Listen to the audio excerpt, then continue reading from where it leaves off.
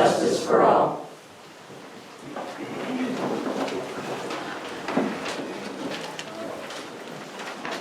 And we'll start with the approval of the agenda. I move to approve the agenda for August 15th, 2024. I'll second. Moved and supported. Any discussion, additions? All right, none. All in favor? Aye. Motion carries. First call to the public. Yes, ma'am. Yeah, hi, I'm Sheree Mollison, I live just down the road, and it's the third year, I think, that I worked the election as an election inspector in Iosco Township, and I just wanted to take a minute to compliment Julie on what a terrific job she does as clerk running the election. This year was a big change. We had a new law with early voting and same-day registration, and the only same-day registration I saw was a young man come in at the last minute and was voting for the first time. I wanted to give him a hard time, but boy, we were happy to have a young one come in like that. So, great job. I'd like you all to know, too, is that we work very well as Democrats and Republicans and have a really good rapport, and you can have great confidence in your elections. One of my very best friends works the City of Lansing election, and they have, of course, a whole bunch of precincts, but she says it's the same vibe there. So good job to our clerks who do such a great job of leading voting in the state, and thank you, Julie. Thank you. Anybody else? All right, with that, we'll move on to the regular meeting. We're starting off the meeting with a hearing that was called by one of our residents with regards to the new ordinance. And I guess with that, Randy? Yeah, I'm not in the overlay, the board knows it. What I have to say is just that what I want is the actual facts of what we're getting into. Because I've heard rumors, because that's all they ever. There's no proof that it's going to contaminate the soil, it's going to kill our birds, it's going to do anything, other than the fact it's going to take up agricultural land, which isn't going to be the whole township. And the lies and stuff that are spread, that you hear them. I mean, you're accused of everything but doing anything. I just want the facts to come out. I'm not for, I'm not against, I want to know, is our community going to be hurt by this, or is it going to be hurt by not putting it in? Because what it is, it's $1 million a year that our township gets to have the solar and the overlay. Can we give up $1 million of revenue for our township, for the residents here, just because somebody says, no, I want to be able to see farmland? I'm at the advantage because I've got the bigger parcel of my neighbors that only have 2. They've got 2 acres. My neighbors, if you talk to them, the ones that know me know that I would pull them out, I'll dig them out, I'll do anything they want. I try to be a good neighbor. But what's getting me here is the people that are, I don't know if they're intentionally lying, but they're telling people that the farmland won't be taxed. I talked to Dan about it. No, our farmland will still be taxed. We don't lose our tax dollars. Our township doesn't. I still got to pay taxes on my farm. And if I'm not in this program, I don't mind the muck ground over in the southeast corner that is not acceptable for residential. You know that, Joe. I've been here, my granddaughter will be the 7th generation. I didn't buy 2 acres or 10 acres with the anticipation when my kids grew up, I was going to sell it and make a profit. I'm going to be buried a mile up the road with my mom and dad. I'm going to stay here even if the DTE does go in. But what I want to know and what I'm doing with this meeting is I'm passing off my time to DTE to try to inform you the truths, not the naysayers that say, oh, this is going to happen.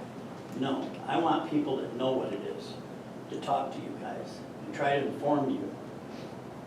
What would be the best way for our township? Do you want housing? Do you want whatever? I don't know. I worked for the road commission for 14 years. I knew when Lee Road was just over the road to Fieldcrest, and it was farmland. Now it's a triple roundabout and there's a mall. The Detroit and Lansing are doing this.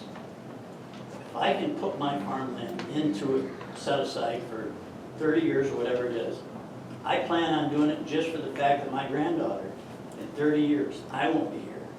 But that dirt that I own, it's been in the family 7 generations, will still be in the family. I don't plan on selling my 2-acre lot and making profit. I don't plan on telling them that they can't have an above-ground pool. I want the truth of what DTE is going to do for the township, other than give $1 million a year that I guess we don't need over a 30-year plan. And I want to give my time to wherever DTE is for the, to Teresa. I want to turn my time over to DTE so they can inform the board. They can listen.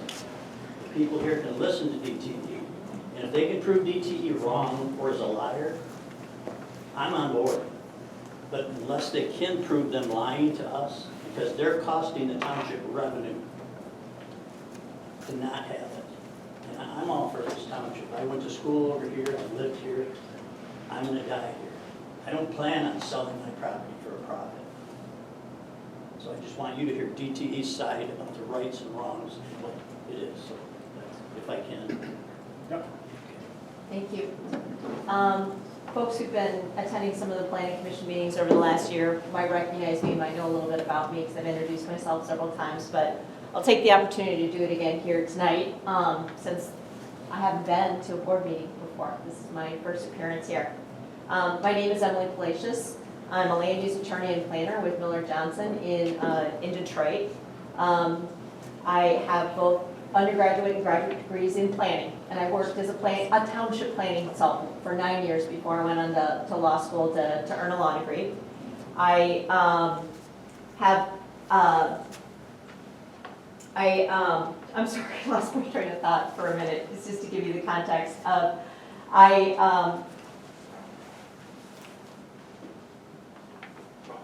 have been working as a land use planner and attorney for roughly 20 years, the last 10 years in renewable energy projects, so I've developed a lot of expertise. Over that time period, I've been active with the Michigan Association of Planning. I sit on their planning law committee. I work with township planners and municipal lawyers on literally a daily basis, talking about issues involving renewable energy facilities, and particularly Act 233 and state siting. It was really just about a year ago that the bill that led to Act 233 was introduced into the state legislature. It was right about the time that we had a planning commission meeting here, because I remember talking to your planning commission about this bill that had been introduced. Lo and behold, 3 months later, it's law.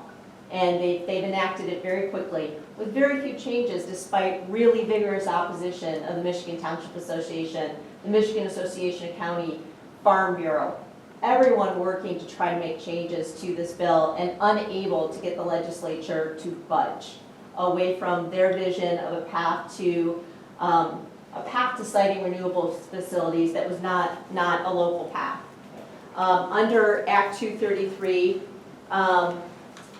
there is a limited path to local permitting, at least on the face of the law. And that is that if you adopt what's known as compatible renewable energy ordinance with restricted standards, you can compel a developer to stay local in their permitting. If you don't have an ordinance like that, then there's a path to state siting.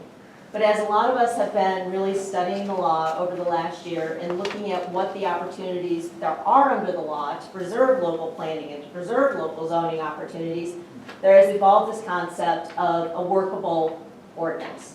And we've been participating in your planning commission meetings for the better part of the year, trying to provide information that we would hope would help guide the township to coming to an understanding of what would be a workable ordinance in this community. Because a workable ordinance isn't the same in every community. Every township out there is different, has different development patterns, different constraints to development, different land use arrangements that need to be considered in developing what is become known as a workable ordinance.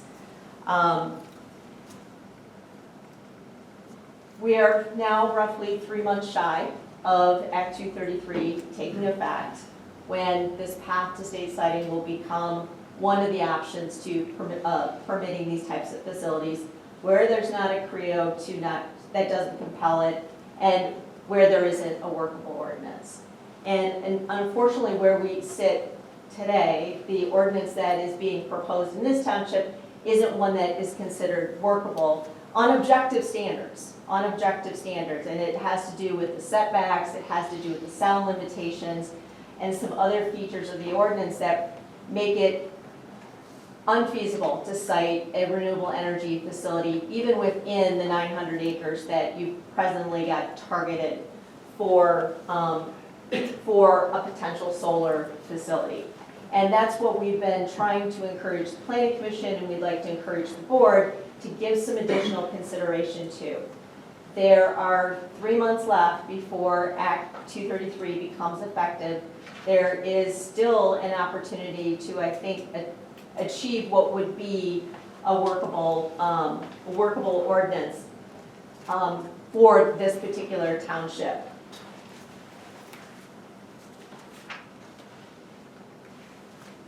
When DTE came into Iosco Township, it always evaluates the ordinances that the township has in the books, and it evaluated the ordinance that the township had adopted in 2021, and that was a workable ordinance.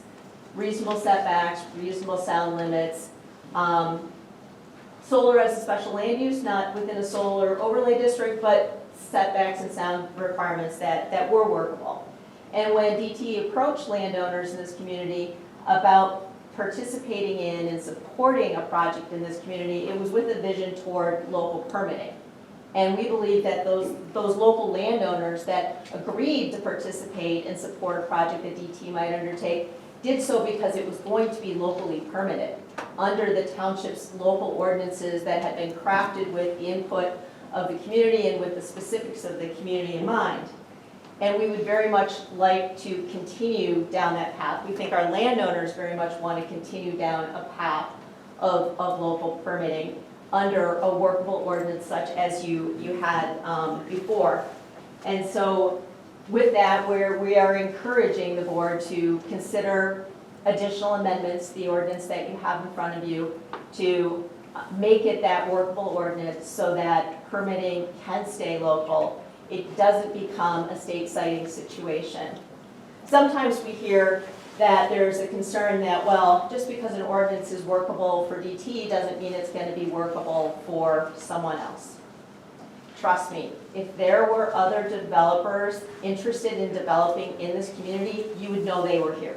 Because they are swarming all over Michigan right now, and they are making their presence known in every township in which they have an interest. And they always have an interest that's evidenced by having land signed up. That's the first step in the process. There are not other developers with land signed up in Iosco Township. That's why they're not coming to your meetings. That's why you're not seeing others have an interest in what your ordinance requirements are. And for that reason, there isn't really much that moving in the direction of a CREO would gain this township in terms of the trade-off between compelling local permitting and providing a path to local permitting under a workable ordinance.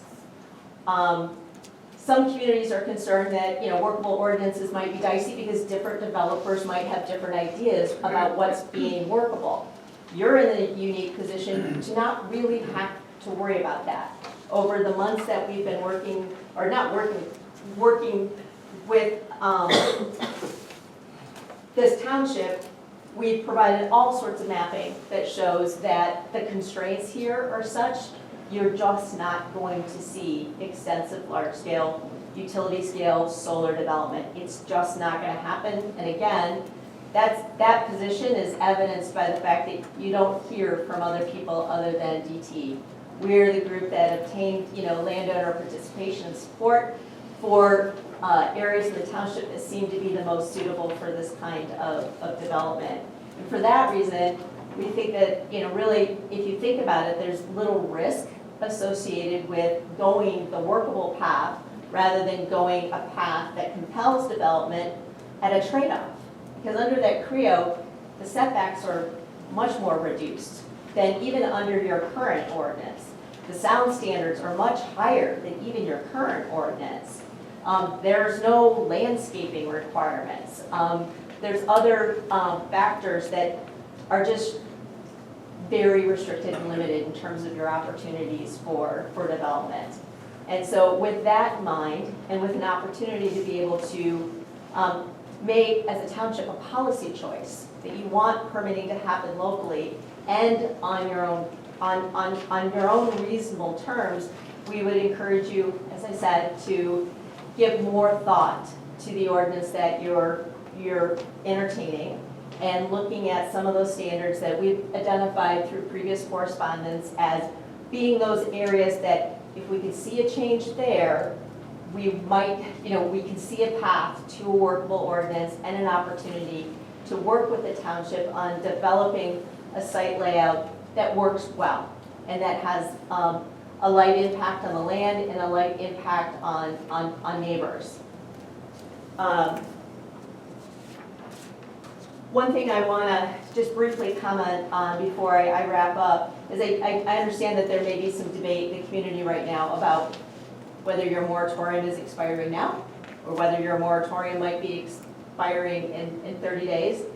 And what I'd like to share is that in all of the years that I've done work with DTE, we have never challenged the township moratorium. We have respected every moratorium that has ever been in place, and we've never acted on an opportunistic moment of when a moratorium lapses to take advantage and rush in with an application. If this community needs more months to reach a workable ordinance, we're going to be patient.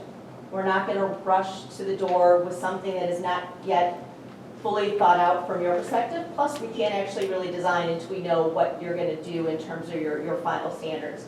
But I did want to offer the assurance that no matter what you determine is the state of your moratorium, it's not going to change our conduct. We're going to continue to be patient. We're going to continue to share information and do whatever it is we can do from a technical perspective to give you what you need to reach your final conclusion, which we hope is one that leads to a workable ordinance. Thank you. Go ahead. We'd love to ask questions. I assume we should be able to. I mean, to me, I guess it would just be a case of, is there, Randy was alluding to the idea of, facts. I mean, and there's a lot of, concerns brought up by the community, of course, on, runoff, groundwater, heavy metals, all that kind of stuff. I mean, is there really, Europe has been at this a lot longer than us. Is there any good scientific studies or evidence that says one way or the other? There's research out of Michigan State University that demonstrate that there's no toxicity that relates to solar panels, even when they're installed at utility scale.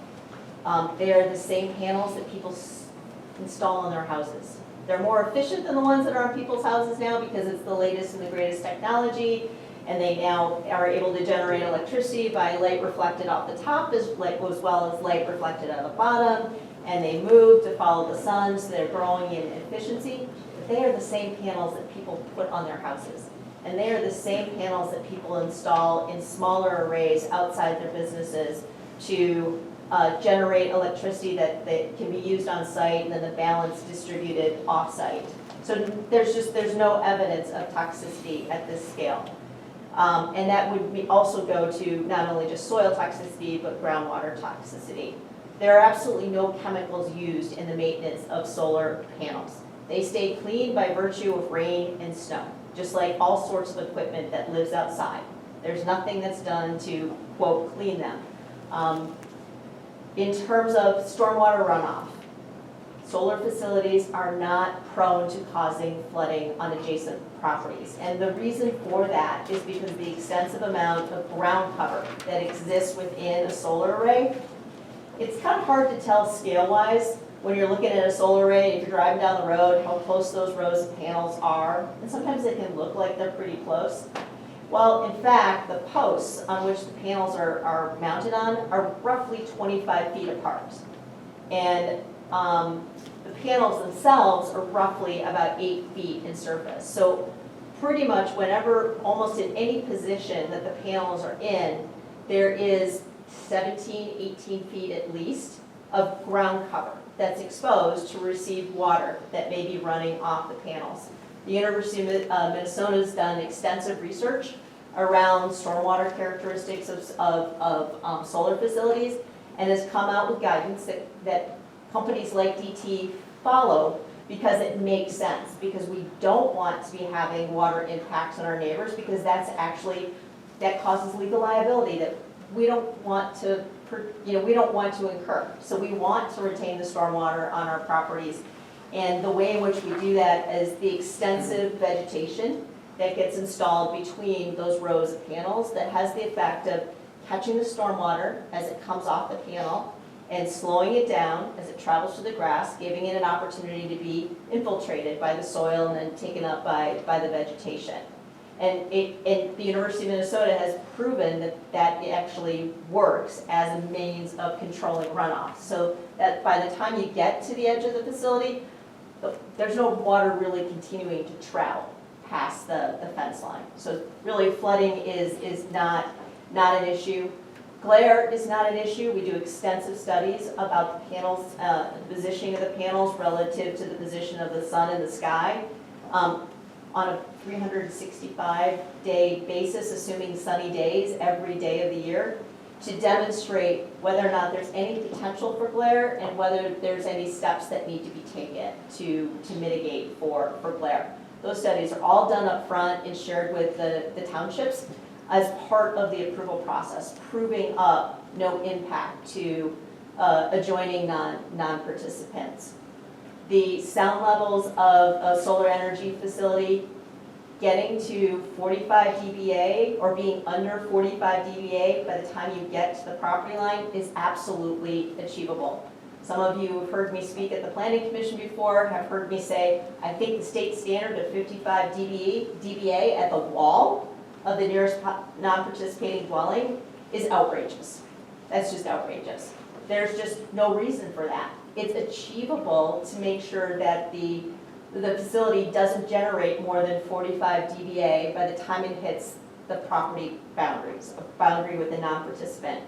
What does under 45 dBA mean? That's pretty much an ambient sound level in a township, such that if you're standing at that property line, it's very well likely that the insects in the grass, the noise on the road, other ambient noise features are going to completely mask any sound that might still be kind of a remnant from the solar facility. You're just not going to hear the inverters that are typically sited deeply into the center of the project. And that's the typical source of sound.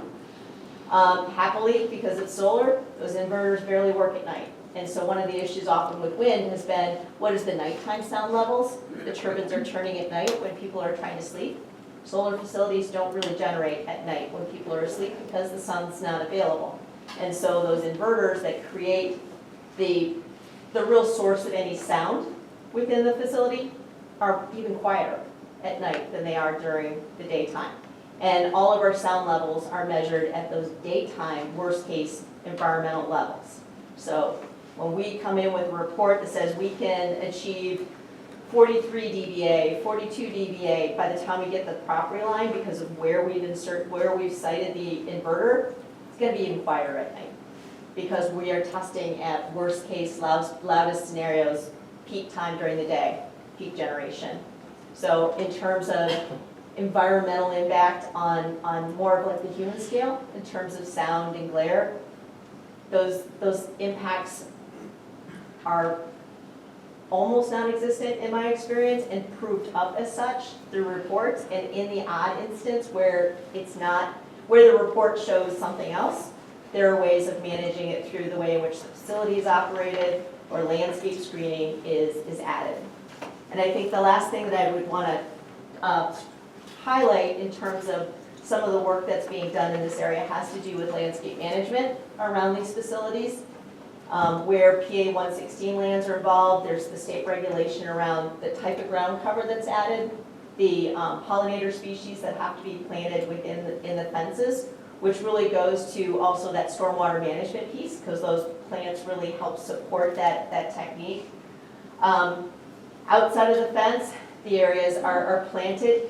We're finding more and more naturalized ways in order to maintain the unique character of each township. And I'm finding more and more townships that are preferring to go for a landscape standard that has a requirement built in the ordinance that allows the PC to modify or waive requirements once they see the site. And they better understand where screening needs to go and what it should look like. Because all of us know when we've driven down a township road, we come along that double screen of evergreens that are planted around the perimeter or something. My mind always goes, what are they trying to hide?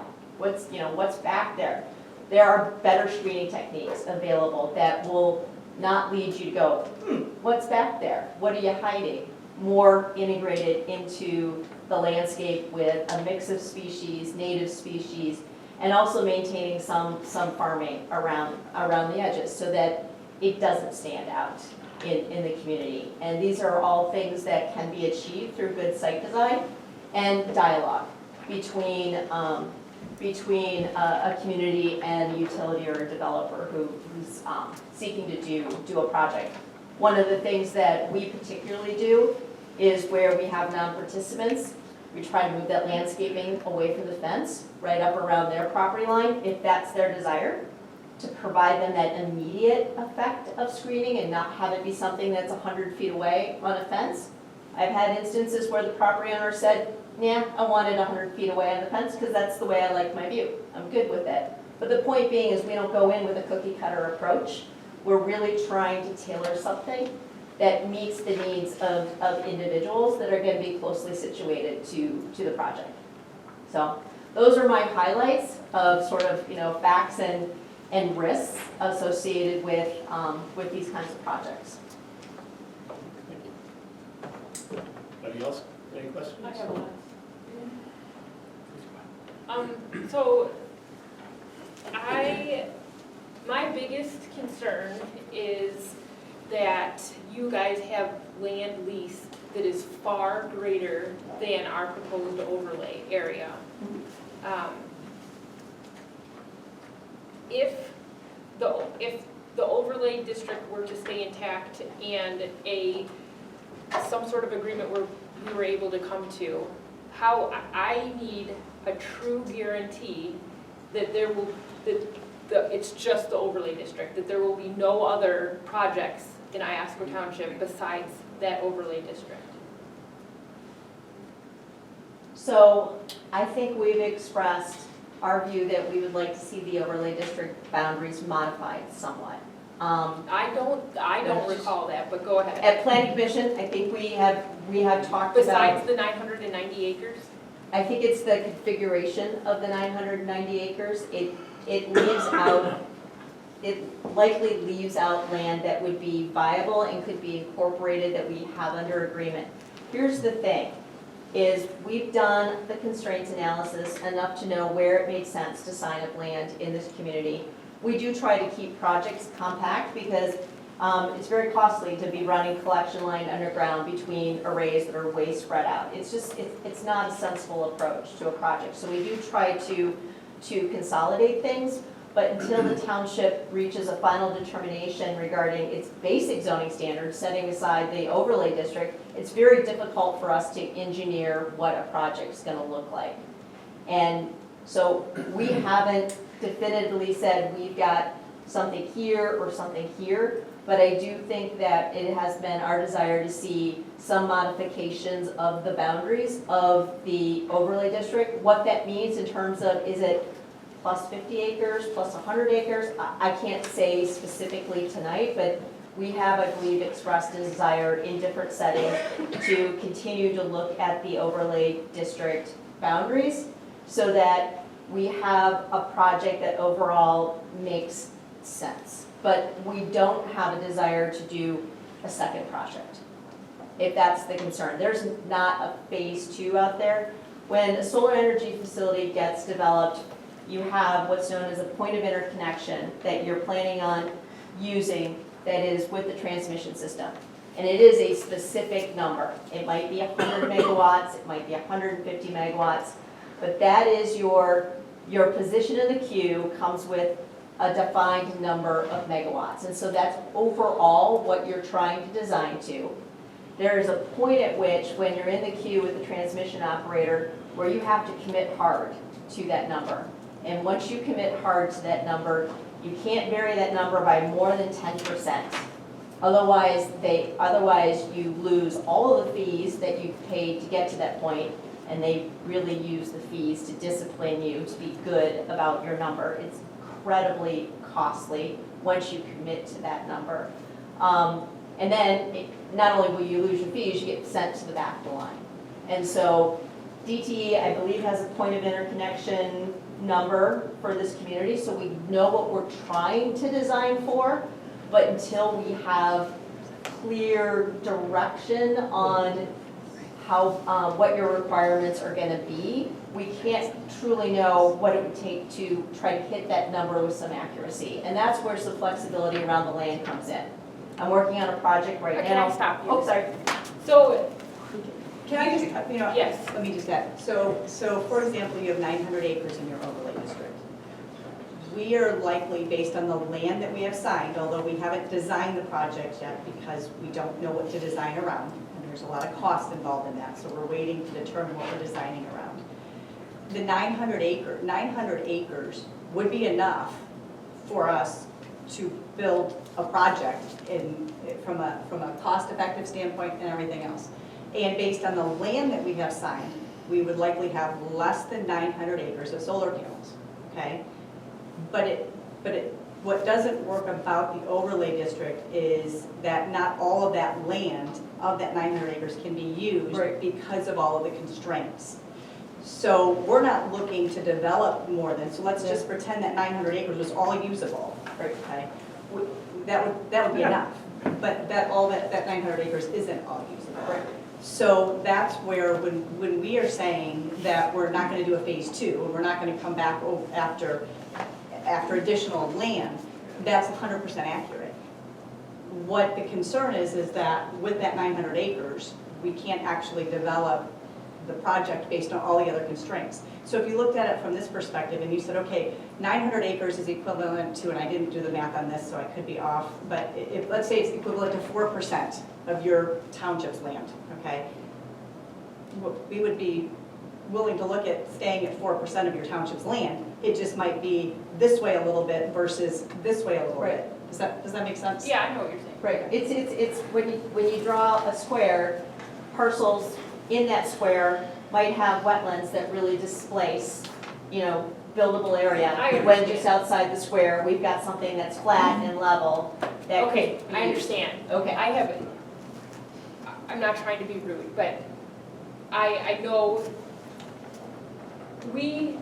our planning commission came up with an overlay district that we thought was very reasonable, that we had discussed to ad nauseum, and we were ready to adopt this. You guys gave us a packet that said if you make these changes, that it would be considered a workable ordinance, right? You guys did that. In there, so I can tell you right now, I am one person, but I refuse to let this township be overrun by solar. And it's not gonna. Please, I don't want the clapping. This is how I feel.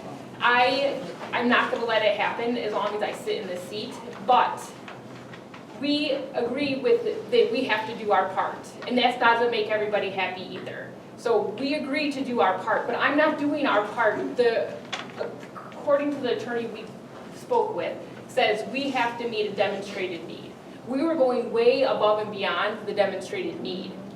In our feelings, it felt like we were trying to truly work with you, where no other community in our area has even tried to work with you. And now that we've tried to work with you, now you're saying, well, we appreciate that you tried to work with us, but we want even more.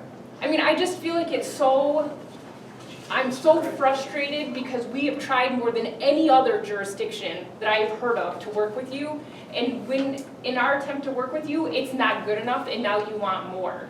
I don't know how to make this even plausible, because when we offer to give more than anyone around here in Livingston County, it's still not enough. And I'm so frustrated right now because I was led to believe that this 990 acres was workable and that you guys were gonna accept our overlay district. And now I'm hearing now that that's not the case. And I feel like we're going back to ground zero after we have spent over a year working on this. And I don't know what to do, and I wanted to trust you, I really truly did. Like, and I just, against so many other people telling me not to trust, I did trust you, and I feel like we discussed this, and you knew I was gonna ask this question. You've known for weeks that I was gonna ask this question, and I still, you weren't upfront about it. You weren't upfront about the fact that it's not just the overlay district. You just now, because I confronted you in front of a group of people on camera, said, we only want 990 acres, but not the 990 acres that you guys came up with. So I understand your frustration. I don't think you do. I know I do, because I see it play out when I watch planning commissions and boards work on their ordinances. They're working in a vacuum.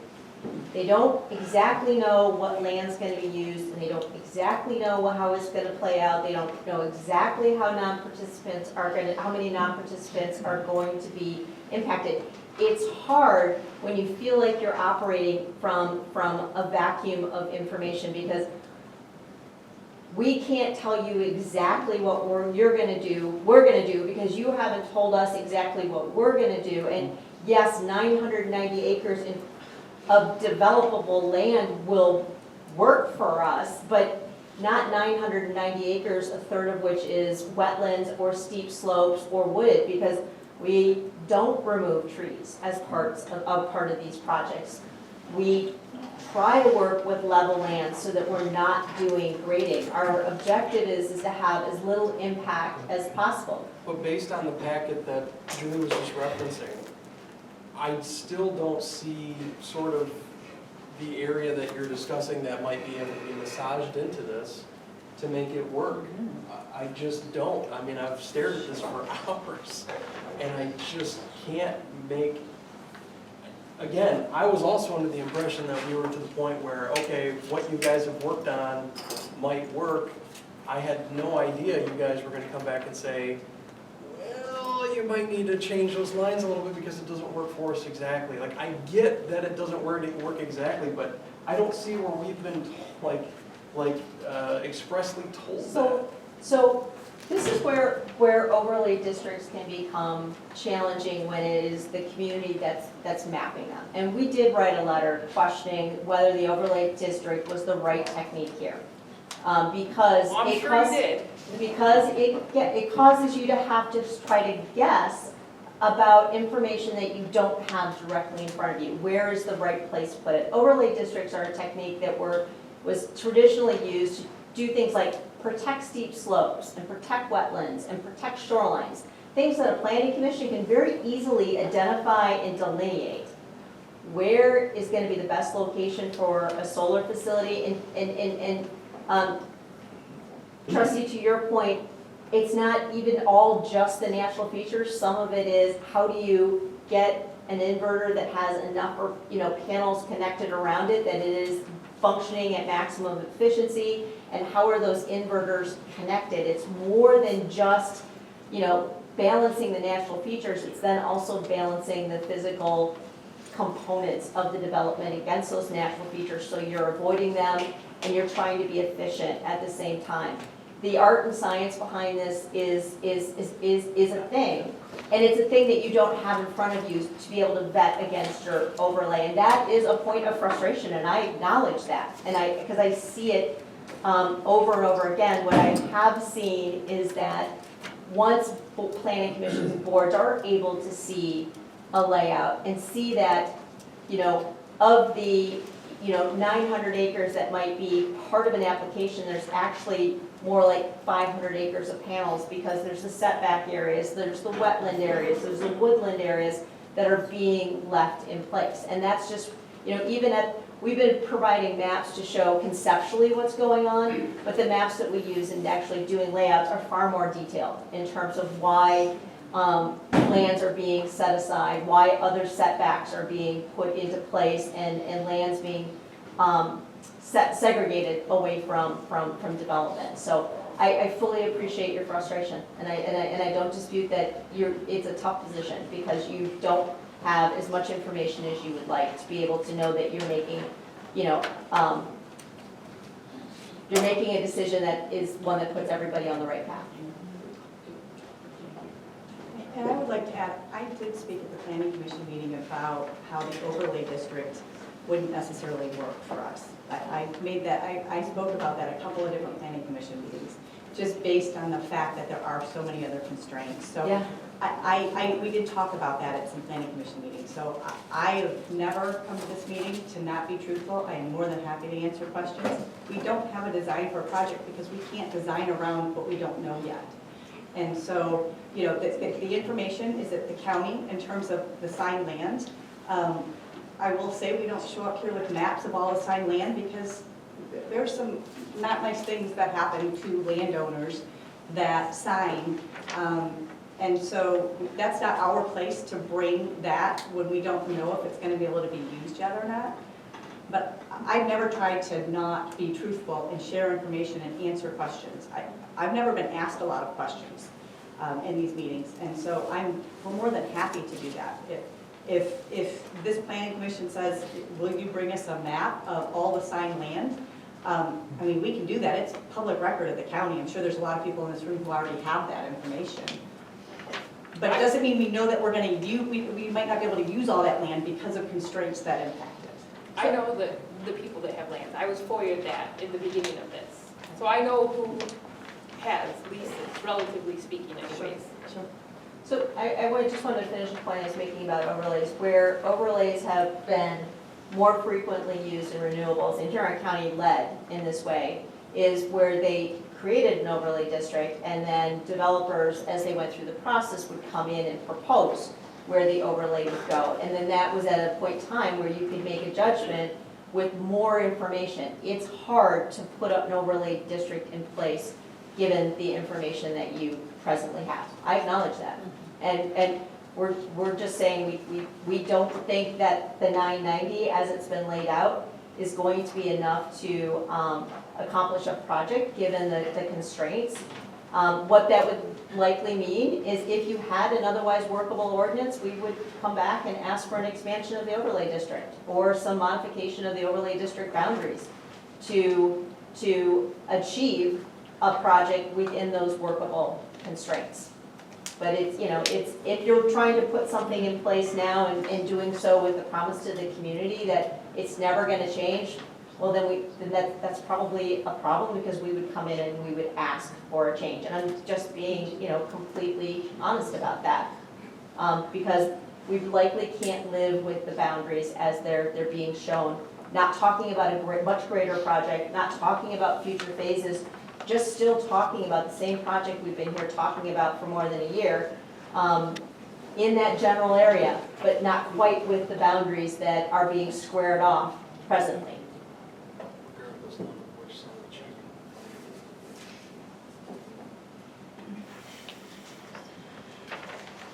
Are we allowed to ask a question? I just have a quick question. You're asking us to change our boundaries of 1,000 acres. 500 acres of solar panels is a lot.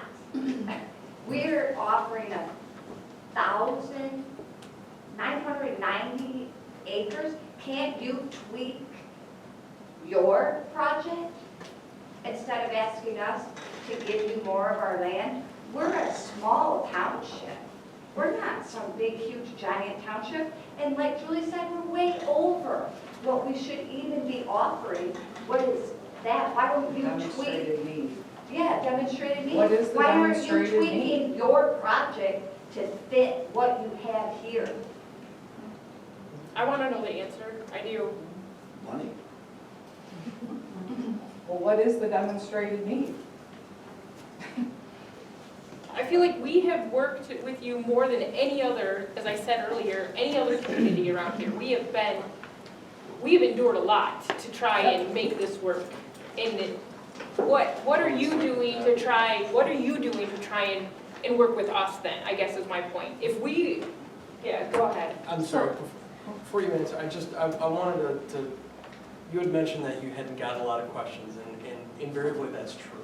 I'm speaking on behalf of myself, and I'm speculating on behalf of the rest of the planning commission, not the board, on why you didn't get many questions when you were presenting to us, and it's because it would so easily look like we are looking to give you guys special treatment and accommodations in order to make something happen and be accused of collusion by the public, understandably, when in fact that's not the case. And I have no dog in this fight, I'm just here. And that's, I think, the reason why you don't get many questions, and there's some vagueness on, okay, you guys expect this, and we don't know what we don't know, but we're in this point of we don't want to give the appearance of impropriety and yet still make an educated decision. And I know you guys know this, I just wanted to say it for the benefit of everybody, so I'm sorry, please proceed. So I recognize the talking about point around demonstrated need. There's a provision in the Michigan Zoning Enabling Act about exclusionary zoning. And every community is supposed to, within their zoning ordinance, provide for legal land uses for which there is a demonstrated need for the use.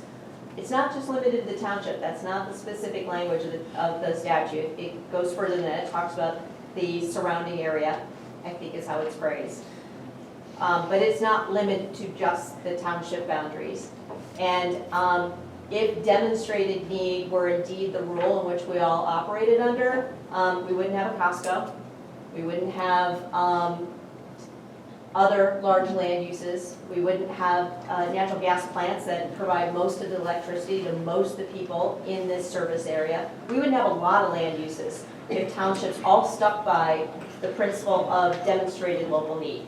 We would all live in little communities with individual dollar stores and one gas station and no restaurants. How horrible. The point being is that being demonstrated need is not something that is strictly limited on a township by township basis. But I understand the argument, and it's certainly a position that some folks are taking. It's not a completely unsaliable position, and there is a lot of debate around that right now. That wasn't even my point. My point was, we have given more than any other community around here. Where are you willing to give? Because you just seem to be asking for more. We have given more than anybody, and now you want more, and I want to know where you're willing to give. I don't think that we have changed the nature of what we've been asking. What we are asking is for some flexibility around the perimeter of what the footprint of the project would look like. But that footprint is going to impact more people, right? Not necessarily. Not necessarily. You haven't seen it laid out. You don't know how many non-participating dwellings versus participating dwellings there might be. We don't know yet where exactly the dwellings that would be the closest would be located. It is sometimes quite surprising how much distance can exist between these features and how existing stands of trees, other landscape enhancements can leave an area without real detrimental impacts. But you won't be able to judge that until we're able to move forward with more details, and we can't move forward with more details until we know if there's a workable ordinance or not. First, there has to be trust that we're going to have our best interests. So one thing that I would say is that we have always come and spoken on the record in the public in the face of either. You've come up to planning commission after a meeting many a time. And that's a normal thing. The public comes up to the planning commission after meetings, but we have always come and spoken about our questions and our proposals in public and exposed ourselves to all of the public scrutiny that comes with us, with that. Can I ask a question? I'm just curious, you were talking about the interconnection queue. Which project is the one that you're trying to do here? Is it the Madrid to Majestic? No, I don't think so. Or is it the Colfax to Madrid? Because you're not telling us how many megawatts. Because there's one that's 200 megawatts, and there's one that's 100 megawatts. And how many acres do those take? I don't know. According to DTE, it's 7 to 10 acres per megawatt. One project's 100, that's 700 to 1,000 acres. Mhm. The other one is 200 Mhm. times 7 to 10. So can't you just be transparent and tell us what land you want to use here and how much of it? The And land that's what that, everybody wants to know. We know what you've leased. right, So that's the canvas. What we leased that's a is, lot of land, it is. and that's a lot of impact. It's not gonna be all built out. I understand that. I do.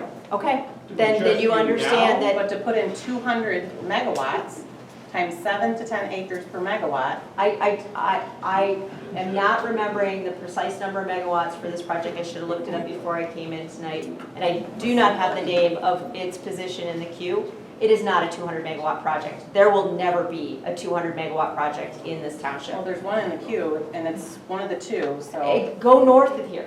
Go north of here where the land flattens This out. is all south of 96. I'm just saying, go north, even here, toward 96, where the land begins to flatten out and is not as rolling, is not as heavily treed as the south part of your township where we've been focused. There's a huge change in topography and environment from the north to the south, and that continues to the south of here. There's a huge change. And so, yes, no, that's why, Conway Township got some of the initial attention. Had multiple developers interested. Large flat parcels. Much more amenable to intensive development than down here. Then go there. We don't want you Okay, Elliot. We're not gonna be We're- disrespectful. Yeah, this, it technically is a hearing for Randy. I mean, we're not really, this isn't supposed to be called to the public yet, right? If there's a few people that have questions that don't want to be rude to Emily, I'll entertain some questions. You were not. And I have a question for the project managers. So you guys, normally when you manage a project, you're given goals. So you have a goal for how big this project is supposed to be. No, that's not correct. What is the goal? No, that's not Teresa's role. That's an engineering role. It's not Teresa's role. Teresa and I's role is permitting. And at this point in time, we're just trying to see if we can get to a workable ordinance. We know how much land that we're working with, but that is, the goal is an engineering goal that Teresa and I don't participate in. And if you call me a liar, I'm gonna say that's not true. Oh, no, Can I have a question? I'm just saying sales and marketing always sets goals. No, this is not sales and marketing. This is permitting and community engagement. It is not sales. Could you definitively state what the next step would be if an ordinance agreement cannot be reached? If the township, the state's sort of setting the rules these days. I'd like you to say it, though. I will, because I don't really love it. There's no need to get frustrated. I'm, We're I know, asking questions. I'm a little frustrated because I'm a township resident too, okay? I live in a Regardless, you're hanging township, on behalf of I something sit on that's my, not the township. This is the township right here, these are the people of I this understand. township. So we're asking you, the so the state has set the rules. okay? If your township adopts a strict CREO, you can compel local permitting. It's at a cost. 50-foot setbacks, 55 dBA at the wall of a dwelling, 300-foot setbacks. 300 foot from non-participants, yes, which before the state set that standard, DTE was always designing to that or above that. DTE has said 3 lengths of the football field at every meeting I've been. So you're telling me it's more than that now? Because that's what the state requires now. It is, or it's more than that. We have projects that are I've never located. heard you speak and say it was any more than 300 feet. No, what I'm saying is we don't adhere to only 300 feet. So you're willing to negotiate the 300 feet now? It is naturally as a result of how a project lays out that we're never under 300 feet. It was 300 feet. Every time I've come to this meeting, the times it was mentioned, it was 300. So now you're saying it could be Could it be 500 or 600 feet then? Depending on how a project lays out, yes, Okay. because there might be a Now drain we're getting there. there might be a drain that goes through the property that automatically pushes the panels further away. I think in general, right, there are no rules, right? I mean, you know, you can talk all day, but I think your credibility is going down quickly. And I think Mr. Herring's getting whatever he wanted to get out of this. But I think in terms of what you're trying to tell the public, is I think the true answer is, it could be anything, right? And I think it goes back to Julie's question, which was, what happens when I set I mean, the township was good enough, I now understand, Dan, why we went from 1,000 to 200. Terrible negotiation side, so I hope all 5 of you up there understood what you were going down, because you just opened up 1,000, so I want to negotiate with all you guys at any time in your lives. So, you had 200, they can only do smaller increments, now you give them 1,000, and they're going to get 1,000 increments.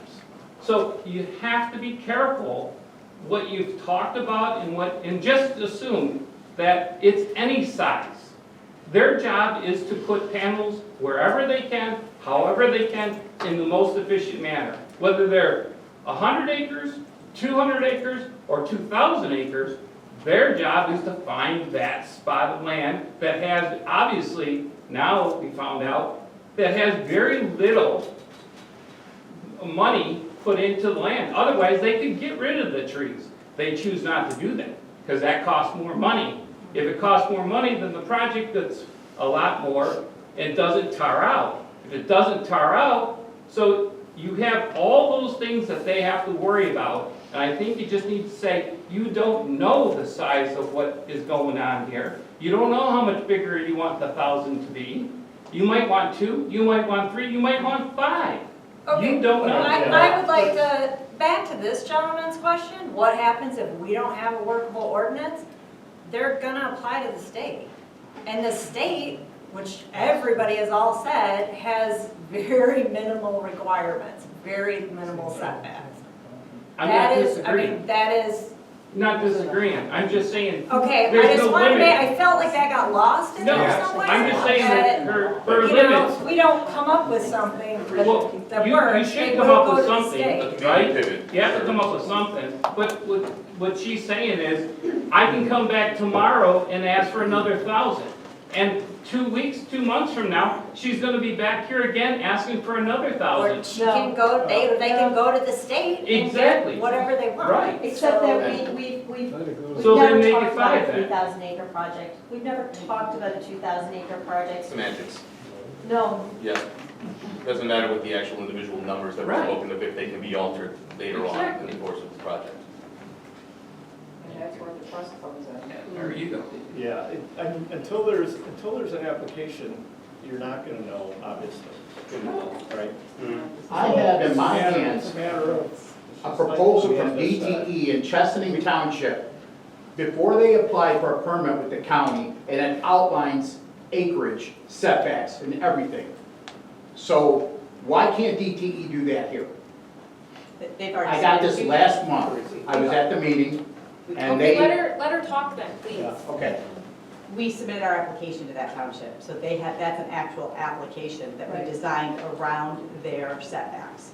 So what he's referring to is the application that DTE submitted. We don't have an application here yet because we don't have anything to design around yet. So when there is something to design around, whether it's state citing guidelines or a workable ordinance, then we would submit the application just like they did in Chesaning Township. Chesaning is, they do theirs as special land use, not overlay district, Yes, so that's correct. there isn't this conversation that happened there. We just had to design to their, Original ordinance. they had to just design to their guidelines. And then they ultimately have a say over the locations in the special land use process, which is why I actually think that's a better process than overlay, because you have a lot more discretion about saying yes and no. But that's just my opinion as planner. All right.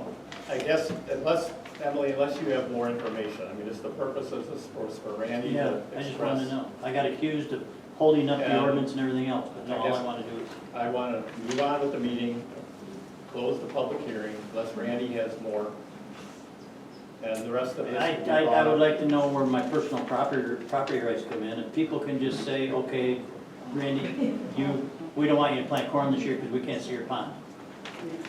Can they get an ordinance, say, okay, we don't want corn planted there, you gotta plant beans? It's ridiculous, is right, but this is ridiculous because what they're telling me is, I don't have an option to use my property for what I wanna use it for the revenue that I can use it for to keep the farm.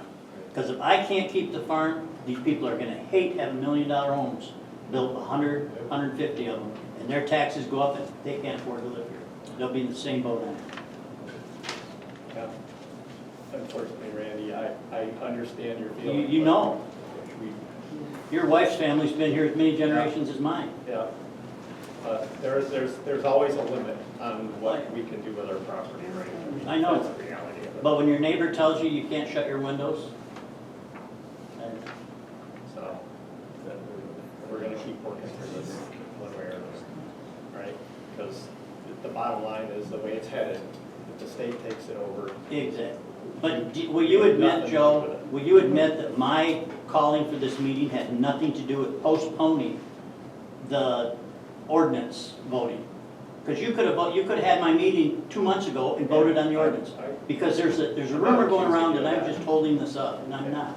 I want it to move on. I want it to move on quickly. I want it to move on rightfully.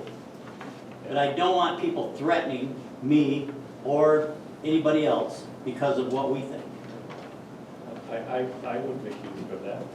Yeah, like you said, the Yeah. meeting could have been sooner. Yes, it could have been, but yet I was accused of holding up the ordinance. No, okay. Okay, so for now, comments please, the call to the public. I'd just like to say thank you for allowing Randy's public hearing and allowing us to speak. Thank you. Let's move on to the adoption of the minutes from July 18th. I move to adopt the meeting minutes from July 18th. I'll support. Moved and supported. Any discussion, corrections? Not here. All in favor? Aye. Carries. Julie? I have two of the sheriff's department reports because at the last meeting, I apologize, I did not have the June. So I have June's sheriff's department report. On Wednesday, June 5th, from 8 a.m. to 4 p.m., 1 subdivision patrol, 1 patrol check, 1 business check, 1 motorist assist, moving and stationary patrols, and a citizen assist. On Thursday, June 13th, there was 1 business check and 1 property check, 2 subdivision patrols, 1 traffic stop, 1 warning. On Monday, June 17th, 1 ATV complaint, 1 transport, 1 business check and property, 1 traffic stop, 1 warning, and 1 field contact. And then Friday, June 28th, 1 property check, 1 business check, 1 subdivision patrol, 1 citizen assist, and 1 suspicious. And then we got a new liaison, and I think this is temporary. I think that we are going to have, this is a temporary liaison, and next month we get our permanent liaison. So the temporary liaison wrote a really nice report stating,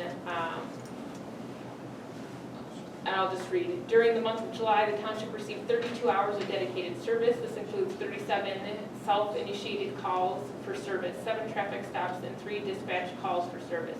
This resulted in 1 arrest, 2 incident reports, and 2 traffic citations. One of those calls for service was following up on the request by the township to investigate the individuals who had been observed loitering at the township hall and charging electronic devices. The daily activities breakdown is listed below.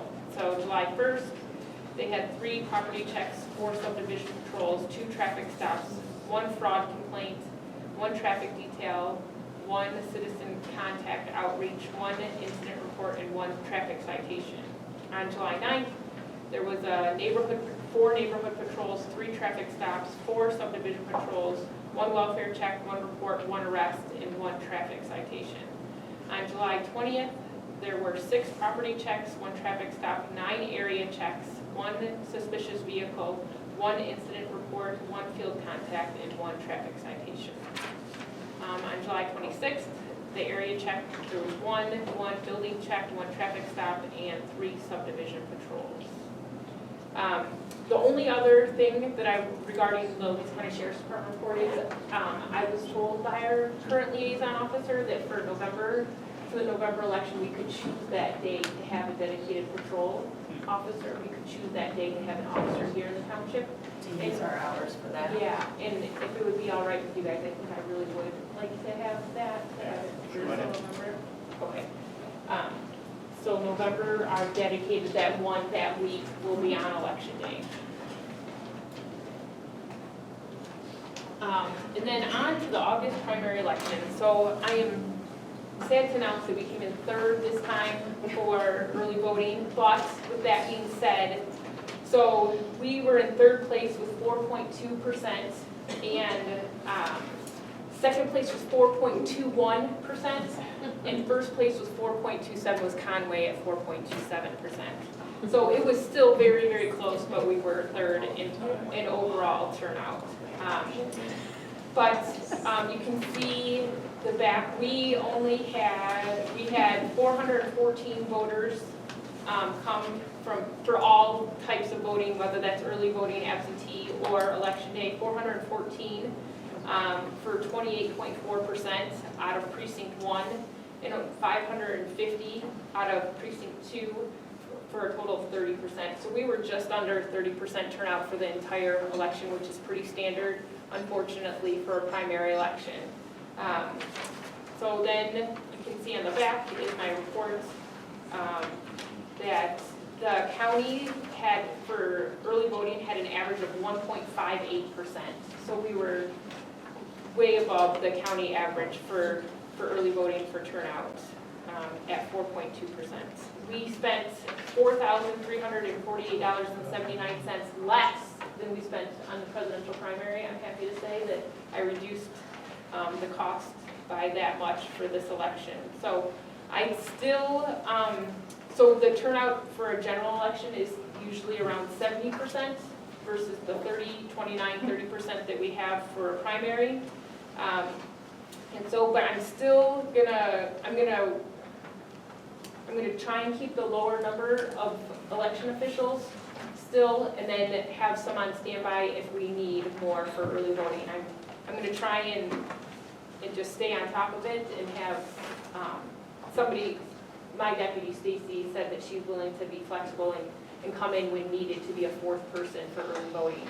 And I spoke with all the election workers, and they said that they thought even if the numbers doubled or even maybe tripled during early voting per day, they could still handle it with 4 people. So my hope is that the general election still won't be terribly more than the 11,000. So it was 11, and just payroll for this election was $11,063.08, which was down from the $15,411.87 for the presidential primary. So that is all that I have, if you don't have any other questions for me. Regarding the election. Nope. It has gone through canvas, and there were no errors or omissions found. So it went through canvas this week, and everything was fair and accurate. I'd like to say thank you very much. Yeah, absolutely. And with that, we'll move on to the treasurer's report. In front of you is the treasurer's report. We only have one hall rental because Julie was using it for early voting. That's all right, it's fine. Trash is the same as last month, haven't had any additions there. And the rest of the numbers are as presented. Thank you.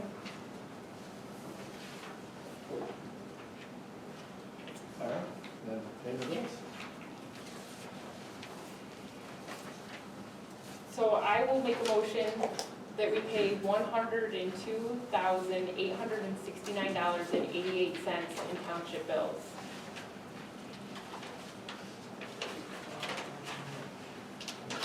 There's gonna need to be discussion, but we have to put it in motion. Simple. Moved and supported. Okay, the 101,000. 102. 102,000, so that's So- this added with all So of it these should other be, things? you should see this on, Okay. You got a little bit of a picture here. And this Yeah, is just my. Yeah. so the reason it's so much is because all the chloride I is was on just there. gonna say, there's an So the awful lot chloride of is on chloride there, on here. all the chloride, the generator is on there that we'll receive $4,000 reimbursement for. We paid for our portion of the school liaison officer, which was $5,000. So that's the huge amount. You can see the $11,275 is the generator, the $22,000 is Granger's, and there's, I don't know, close to 10,000, maybe more in chloride solution, probably $15,000-$20,000 Oh, there's more. there's Yeah. about 25 on there. 25,000 in chloride. So that's the reason that it's so outrageous, is all the chloride made it one bill instead of being stretched out, and the generator, which we will be reimbursed for. Oh yeah, because there's a 13,000 for chloride. Yeah, you're right, at least 25, if not more, $1,000 Yeah. in chloride. And the sidewalk is on there. Yeah, the sidewalk repair. is on there. Right. The sidewalk is the concrete one. Yeah, So we Daily pay the concrete. school liaison, can we do that in 2 payments? Yes, $5,000 each. Yep. All right, I guess with that, call the roll. Daily, aye. Hardee's. Aye. Bonneville. Aye. Parker. Aye. Elderson. Aye. Carries. Committee report, is Jason here? He emailed me. They did not have a meeting this month, but he did receive a correspondence via email today that the new recreation director has submitted his resignation. oh, they Oh, no. broke him already. Not a good That's sign. good. Not a good sign. Yikes. Yep. Okay. We're following, this fire board. We had 10 calls into Iosco Township since our last board meeting. 4 of them were medical. 1 was a down power line, 1 was public service. 2 were dispatched and canceled en route. 1 was a no incident found on arrival, and 1 was a smoke detector activation, no fire, unintentional. The fire authority had, I had 1 meeting. We're working out with our full-time employees, switching everybody to PTO. Other than that, it was a fairly quiet meeting. Oh, we have heard, I don't know if I said this at the last meeting, we're slated from Slotkin's office on the budget to get about $800,000 towards our new engine. So if it gets approved and moved forward, that will go towards our new engine. So that will definitely help our equipment budget greatly. Right. What's the new engine total? Oh, one point something, it's $1 million something, and it's about 3 years out for build, so. Yeah, that's what I remember. I wanted to say 1.3, so I'm gonna agree with you, Dan, that it's, All right, thank you. And Dan, planning commission. Yes, so, whole 2 days ago, seems much longer. We discussed permanent signs, Article 8. We got a communication, rather an updated, I guess if you want to call it amendment, draft package from Mark Idelson regarding this. There's some ambiguity in our sign tables regarding exactly, it's just a little hard to understand. So we're right now trying to massage that a little bit, for lack of better terms, to make it a little easier for anybody to understand. We also had some discussion on fences and the potential for the raising of the maximum fence height. No action was taken as of yet. That might be something discussed in the future. This was discussed in light of a resident who could be sort of adversely impacted by any potential solar installations and wants a little higher fence. to that. Our next meeting is September 10th. And I believe that's all I have for you. Am I forgetting anything? Thank you. And We are at 27 permits for the year. Of those 27 permits, some of them are for new houses. In addition, I've issued 21 waivers so far this year. I have 2 main complaints we are concentrating on right now, one on Crowfoot and one on Munson Road. Both are being monitored. thank you. And unfinished business? Oh, look at that, we're on to solar. Welcome to it, everybody. Bound to come around. Dan? I think you're first up. Oh, yes, thank you. First order of business, of course, I would like to motion to adopt resolution number 2024-11, which is a resolution to extend the moratorium on solar energy systems, which would be effective immediately and expire November 15th of this year. I'll second that. Moved and supported to extend the moratorium on solar energy until November 15th. Any further discussion? I just wanted to make the point that we did talk to Harris and that it takes effect immediately. So there is no need for, it doesn't have to wait for publication. John Harris, we spoke to John Harris today and it takes effect immediately. It's essentially a general ordinance that becomes effective immediately. So, I guess then all those in favor? Aye. Opposed, the same. Motion carries.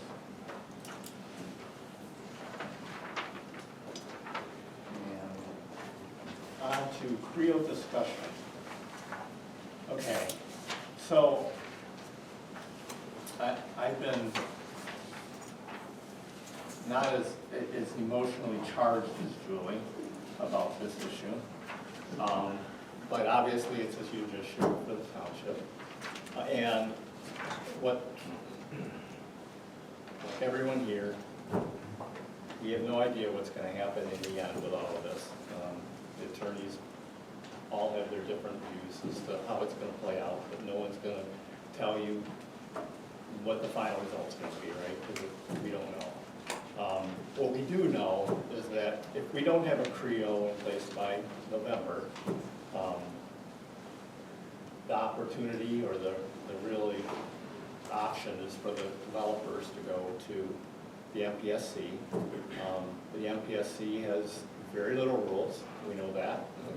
They've got, you know, a half a dozen, maybe 8, I didn't count them, 5 items within PA 233 that affect, you know, the types of things that we would want to see in an ordinance, right? Nowhere near what our ordinance currently has in it. We lose our right to contest at the MPSC, and we lose the ability to receive money from the applicant for contesting. So any contesting would be done out of our own pocket, so to speak, or out of your pockets, so to speak. We have the option of having a CREO, and there's 2 ideas on the thoughts of that floating around right now too, right? We've got the MTA version, which is basically a straight out CREO, which states MPA 233 kind of verbatim, right? I mean, as to what we can use as our local control, if you will. And then we have what I guess I call a modified CREO. I don't know what you'd really call it, but the CREO where the townships are putting in the PA 233 restrictions into their ordinance and then applying an overlay district to it also, right? So, you know, the jury's out on that, whether that's going to fly. Julie and I spoke to Mike Homier, because of last month, us talking about how, you know, it'd be nice to have an answer as to how this is gonna play out. Let's get an opinion of somebody that can tell us that. Mike and our own attorney assured us that no one can tell you that. I mean, it's gonna be fought out in court, right? Which, I mean, is pretty intuitive. So we did get some ideas, I guess, from Mike on proceeding. He didn't have anything that was like, do this and bang, you're all set, right? Because again, it's gonna play out. But the other options for the CREO would be taking our current ordinance and putting in all of the PA 233 and our proposed ordinance, right, our ordinance amendment right now. Updating it and putting in the PA 233 requirements and approving that as at least an ordinance to have on the books going forward. And then you have the option of, like Emily referred to, what would be a workable ordinance. And, you know, there's risks to all of those options, right? I mean, our degree of local control are going to vary with each one. Obviously, a workable ordinance would be the best for the township if we could make it work, because that would give us total control. Anything less than that, and we're really kind of counting on either winning a bunch of lawsuits with the state or the state, you know, being benevolent when it comes to taking care of the townships, which I don't have a lot of confidence in, honestly.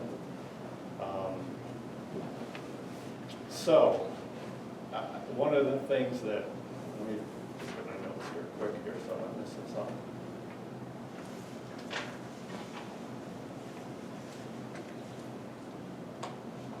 Yeah, I guess I'm thinking that, this is me, a workable ordinance concept as being, I think, the ultimate goal, if you will, for us, just because I think it puts us back in the driver's seat. It also would give us, in my opinion, ammunition, if you will, to the MPSC.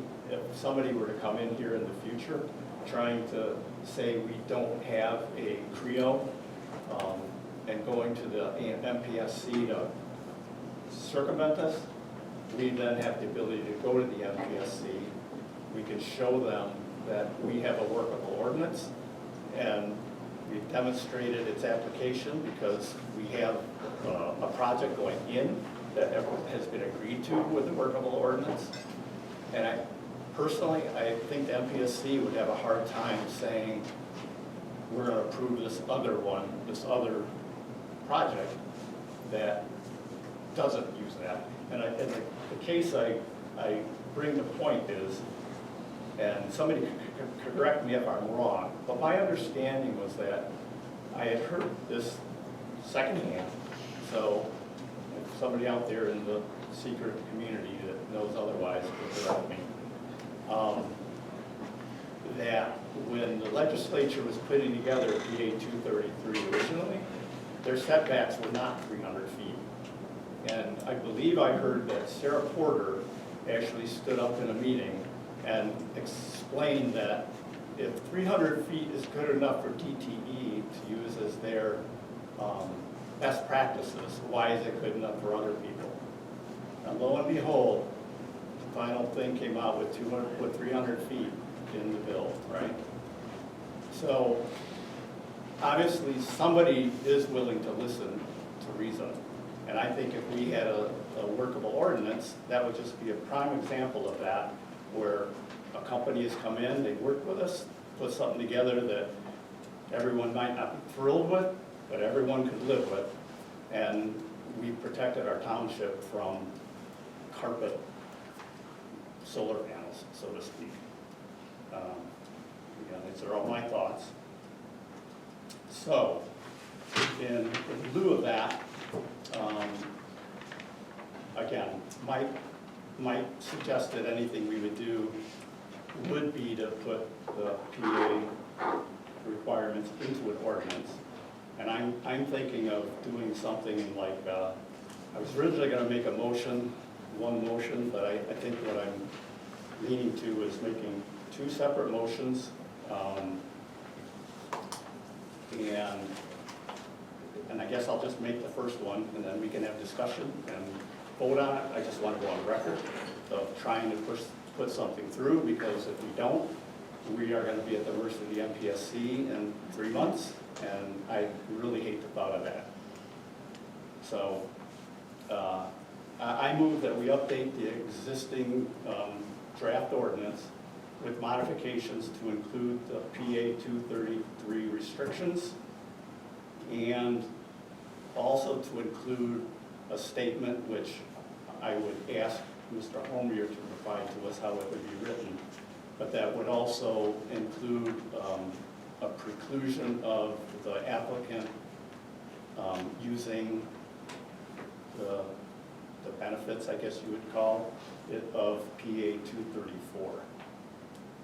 Because in our meeting with Mr. Homier, at least the way he explained PA 234, is that if we are working with a developer outside of the MPSC and the application is approved and there's in process, so to speak, in construction phase, and they're doing things that are like outside of the plan, if you will, not quite the plan, and the township calls them on it. Apparently, PA 234, and you're going to tell me if I'm wrong, but what I heard was him say is that PA 234 takes away the right for the township to contest that. Yeah, I think it was any project that started after 2021. Yeah. The way it was written, he believed was not what it was meant, but how it reads is that we have, if they go outside the constraints of the plan, you don't have any recourse with PA 234. Right. So I would like him to draft that up for us to add in. How's that for one motion? Yeah, Can you touch on this, please? Amendment ordinance, your motion is to take our current draft amendment ordinance package. Yep. And amend that to include the restrictions. Updated, yeah, to the PA 233. To 233. Specifications, I guess, or restrictions. As well as a statement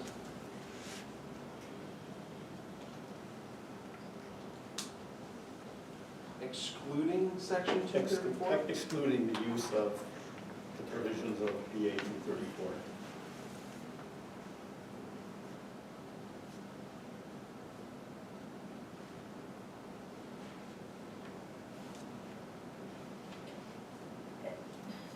Can I ask a question? Yeah.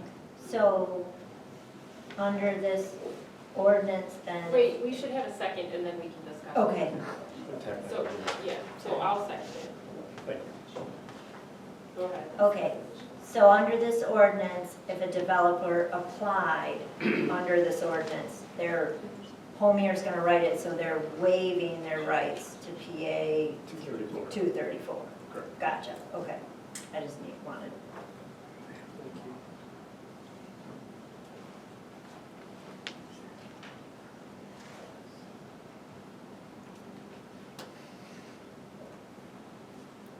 So technically, this would be a true CREO, according to Homier, because. Even with the overlay? Yep, because Homier says that there's only 4 things that PA 233 regulates.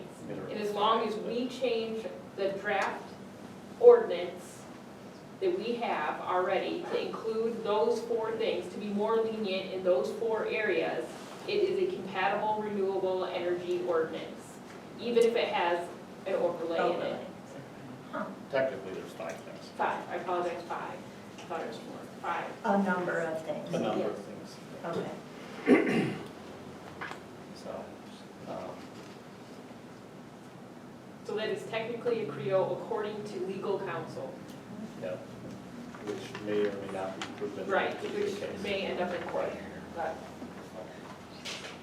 But, that is I his mean, I look at it, professional it's opinion. probably it's no worse than just having a regular CREO, right? I mean, or, It's a CREO. or not having anything. Yeah, I agree. If we It's don't a- have anything, we're Right. really, behind the eight ball. Yeah, It is It's a a- CREO with the potential benefits of excluding section 234, rather PA 234, as well as an overlay to limit the scope of projects.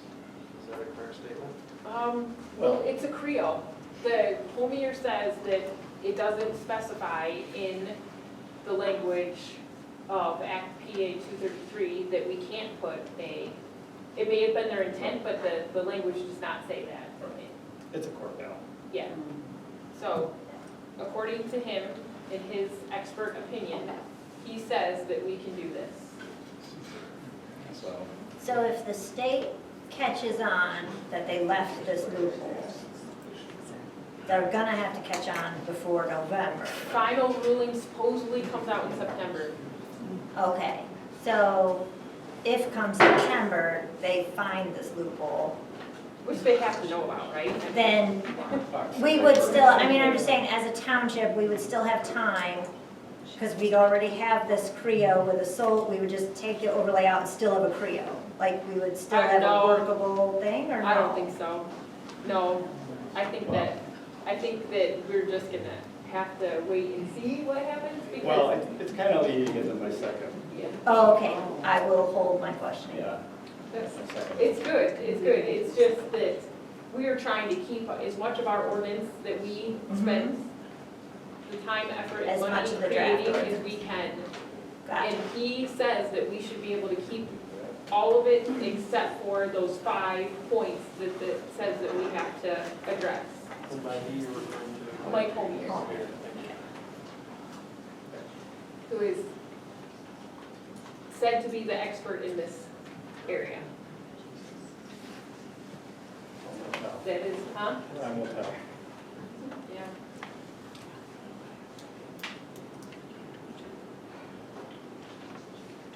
All right, I guess, any further discussion? Dan?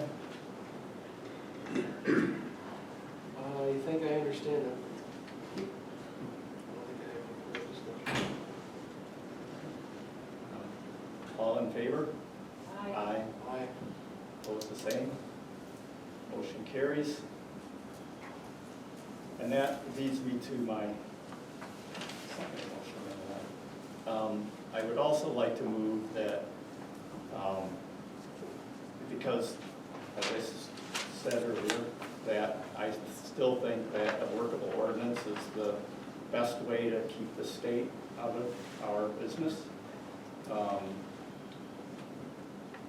I think I move that myself, Julie, and if Aaron would like to participate, that Aaron also participate with us to meet with Mr. Homier, or not Mr. Homier, I'm sorry, to meet with DTE representatives, if DTE is open to that, and sit down and actually go through the ordinance and draft within our current draft ordinance, go through it in detail and hash out what's acceptable, what's not acceptable, and frankly, come up with compromises that we can live with, and hopefully come up with something we could adopt that would be a workable ordinance that would allow us to move forward with a project if they want to apply under it, but would, in the long run, hopefully shield us from the state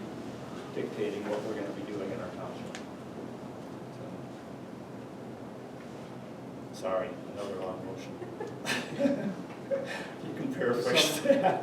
Try to make it paraphrase. Yeah, why don't you? Because if not, I can try. So this will be a special meeting. Probably Meeting, teams. workshop, or meeting? It would be a work group. Okay, Yeah, I'll- we call it a I'll- work group. Okay, a work group consisting of yourself, Julie, And hopefully Aaron. she's DTE, willing. and potentially Aaron. Okay, and, okay.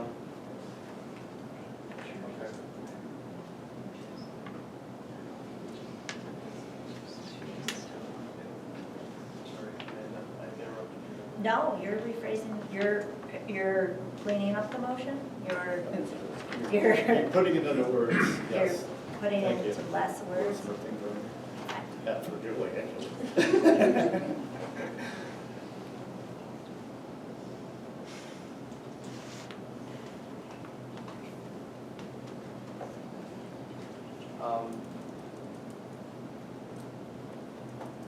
Well, I'll support, because that is a motion. So, Yeah, it's a motion, yeah. All right, any discussion?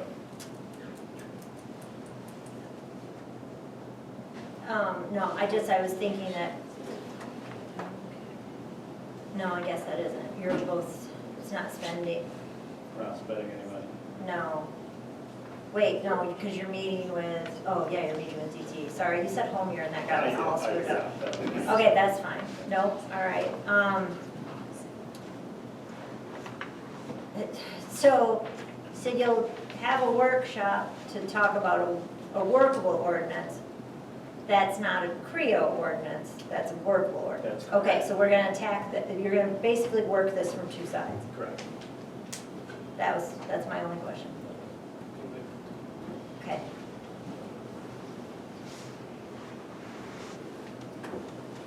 Julie, do you have any questions?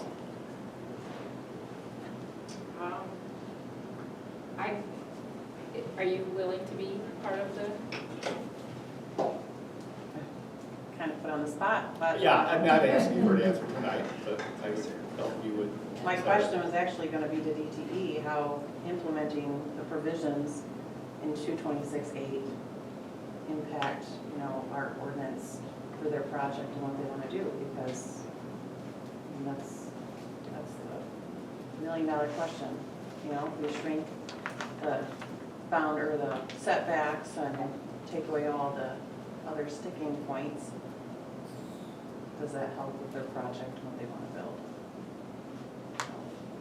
I guess that work group would answer those questions. Correct.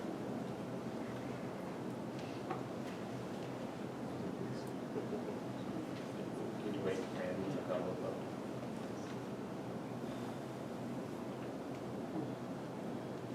Well, all those in favor? Aye. Aye. Votes the same. Motion carries.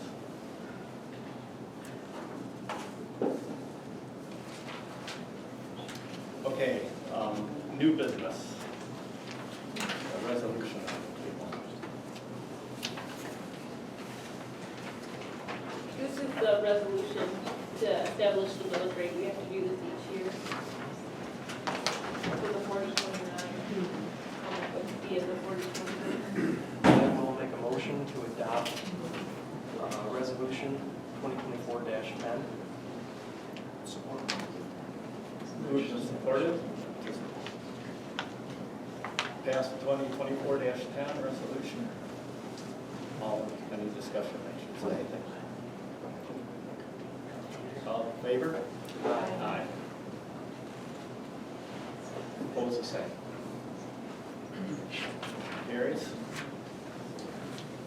Now, is this Julie or is this? Yes, it's the pre-buy for the propane. So I'm 1,700 gallons, which is what we did last year, at $1.79 a gallon, equals $3,058.30, but we had $400.76 as a credit from last year, which means we'd be paying $2,657.54 to pre-buy 1,700 gallons of propane for the 24-25 season. I will make a motion that we that we spent $2,657.54 to pre-buy 1,700 gallons of propane for 24-25. Second. Moved and supported to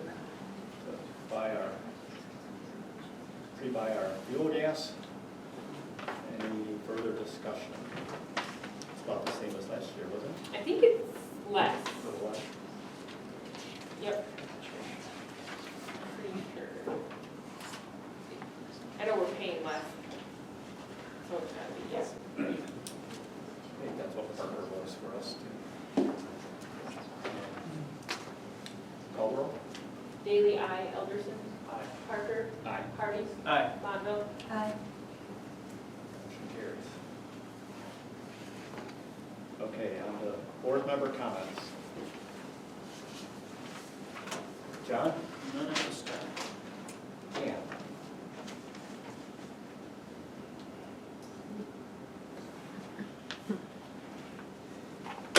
No, I think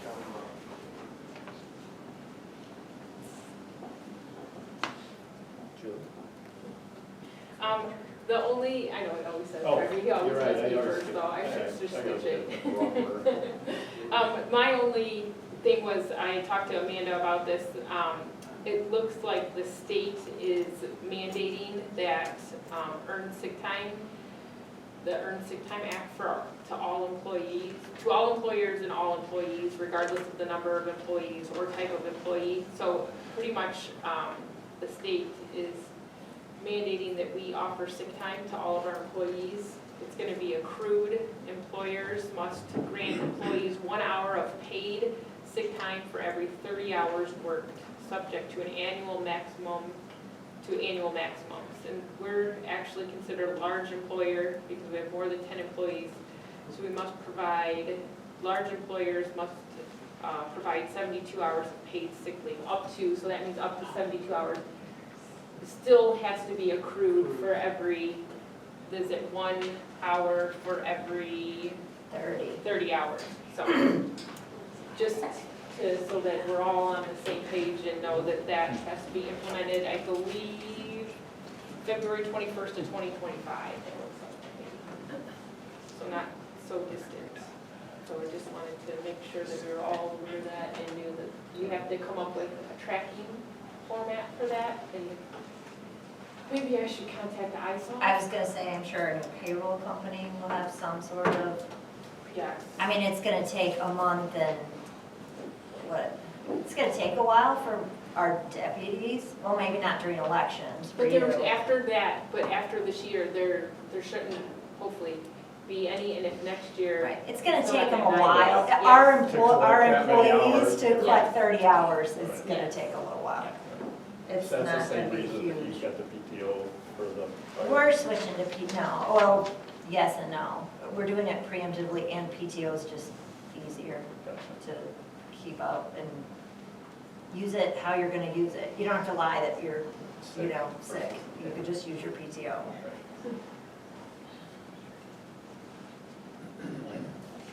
That's it, Julie?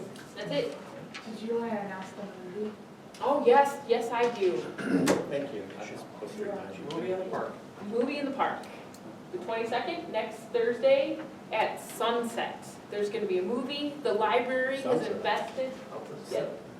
That's what Oh. they changed the time to sunset. Oh, I didn't see it. Ooh, that's gonna be late. I know, it's gonna be a little bit later, but they worried because the plan is to have it out here, that the sun sets in the west.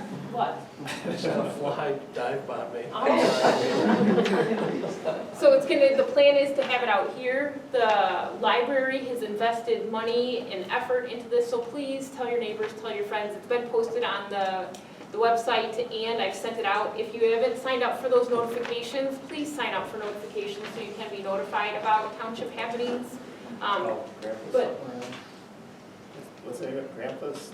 I don't know, the flyer's on the table too. No, like what movie they're Yeah. showing? Oh, okay. But please, make an effort.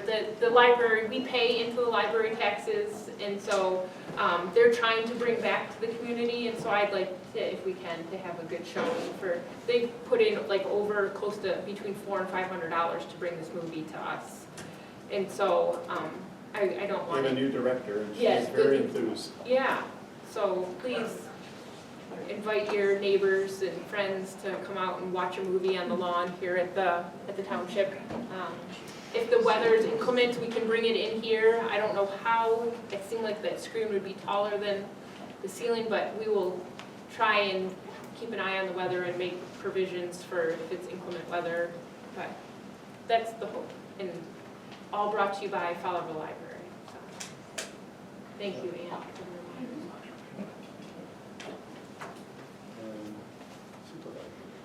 reminder. I guess the only thing I have is, I don't know how many people it applies to here, I did get an email today from Road Commission that in our township, Lang Road between Kern and Dutcher, starting August 19th through Friday, August 23rd, they're gonna be working on it, and it will be local traffic only. So, Will it be passable for fire, for emergency vehicles? if you're local. Yeah, I know, they're not like clearing the road out. Okay, it's not gonna be impassable. Yeah, it's not gonna be impassable. So, that's all I have. And with that, we'll go on to the second call of the public. Remember, we're a kind, considerate, respectable community. Any? Yes, sir. Well, we were talking about movies, and I've got a concern. My name is Bill Mollison. Do you know when the pickleball court will be complete? Yeah, Joe, do you know the pickleball? Oh my God, because I'm getting harassed, Joe. I know.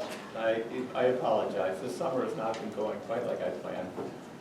My goal is still to get it done by the end of the month, and like I told Amanda, if it doesn't happen, then we'll look at getting quotes to get it done.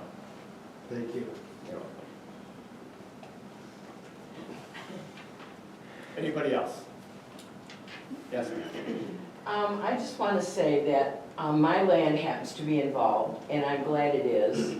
I would really, really appreciate you as the board to keep the decisions and the control of it in the township. I don't want the state to take it over. Then what do we have? We have no control over this. The other thing is, sometimes I wonder at some of these meetings that a lot of the people here don't live here, where I do. And I plan on being buried here. My husband already is buried here. And I would appreciate you guys doing it. The other thing, look up DTE. See what they did on the marshland in Lake Erie, where they helped build a 22-mile track, that they cleared up the marsh, that they're caring for the environment. They become part of the community. I would rather have them doing this than some of the other people that could come in here. Thank you. Anybody else? Yes, sir. I'm Todd McCassell, and I'm not from here. I live in a community north of here. I represent skilled trades folks that are from here. So these projects that you consider, and these are decisions that we witness and participate in around the state, but the impact does happen to folks that are skilled trades families around the communities that take on these projects. So return on investment and affects folks that live in these areas where the decisions are made. We support them. Thank you, sir. Anybody else like to speak? Yes, sir. Yeah, my opinion is you guys spent a lot of time trying to come up with the overlay. You know, we've got almost 1,000 acres, so let's just say 500 of it is usable for DTE. That's still 500 acres that we're providing for an overlay, which is, I think, probably about 4 to 5 times more than other communities have done. My opinion is that the overlay is fine. DTE wants to work with it, great. If they can't work with it, see you later. I don't think that you guys need to bring that thing any closer where you have it. It's probably the best of the necessary evil. You bring it into over to the east side where they've already got leases on, you affect a whole lot of homes, a whole lot of homes. Okay. Thank you. Anybody else? Yes, sir. I'm another out-of-towner. I live just up the road in Antrim Township, and the reason I'm here is because I live in Shiawassee County, and we have already experienced the solar panel wrath from hell. Go out there on M13 and look at that 2,000 acres. And not only that, those two townships that currently have that installation are under attack from wind, solar, and battery developers now. So when DTE tells you, oh, this will be the only solar farm that's built in your township, that's not accurate. Any developer can come in here for any reason. So, you know, I kind of agree with you about the workable versus CREO. It's my understanding, and the understanding of several other people, and Mike Homier, I think is great. But, you know, and I don't disagree with him for any reason. And what I think is the workable allows you to work with the developer, like you said, and the CREO, unfortunately, if they decide that if you install a CREO and they decide that they can't work with it, they automatically default. They can go to the MPSC and get a certificate. And then you're out of it. Nobody's talked about this, but the township and the county is out of the $75,000 DTE has to deposit into an intervenor fund so you can challenge it. So if you develop a CREO, you're out of that money. DTE is not, does not do this out of benevolence to come with the workable agreement. Okay, they know that there's going to be a bottleneck at the MPSC for all the projects that are currently in the queue. I don't know if you've seen the MISO Queue lately, but it literally covers the state of Michigan. And these are projects that are done and not necessarily even permitted yet. It doesn't even include those.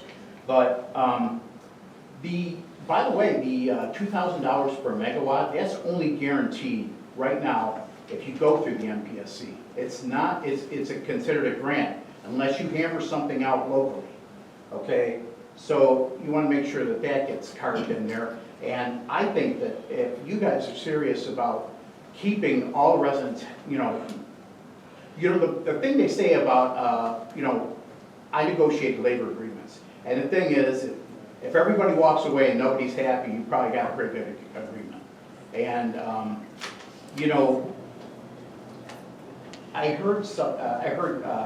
I thought I heard one of the DTE's reps say that the inverters don't make noise at night. Maybe my hearing's kind of shot, so that's not actually true. The fans are always running to keep that circuitry in those inverters cool. And I know because I'm a former technician, I've worked on equipment like that, I've worked on inverters, I know what happens. And you can hear them, and noise carries at night, let's face it. So what's 55 to you might sound like 70 or 80 to me, because we all are hearing and we're all built differently. So that's something to consider as well. But as far as the CREO versus the workable ordinance, I think you're on the right track with that. Thank you. Thank you. I want that noted. Somebody agree with me. Sorry, I don't think we can. Sorry, anybody else? I know it's not been brought up, and I know I never talked about it here, I talked about it in other communities, because we don't have an application ready to submit here. We haven't designed a project, we haven't, had something to design to. There is EGLE grant money. Some people call it a bribe. The state's offering it. It's $5,000 per megawatt, and they just extended it. It was originally due to expire on September 30th. It's got extended into next year until the money runs out. We've tried to find out how much money is left. They haven't shared that with us. They might share it with other people. Okay. So, that being said, it's $5,000 per megawatt. So and the idea is that you stay local instead of going to the MPSC. So if a community, correct me if I'm wrong, but if a community approves a project, they are eligible to receive $5,000 per megawatt. So if it were 100 megawatts here, that would be $500,000. There are some stipulations because it's grant money. You don't have to pay it back. A couple of stipulations are you can't use it on your salaries. Sorry. And you can't just put it in the bank. It's got to be for new projects or new things in your community. And I don't know if you okay. So that is something that's out there. just so that you're aware of it. And you can find that, it's not a DTE thing, it's an EGLE grant.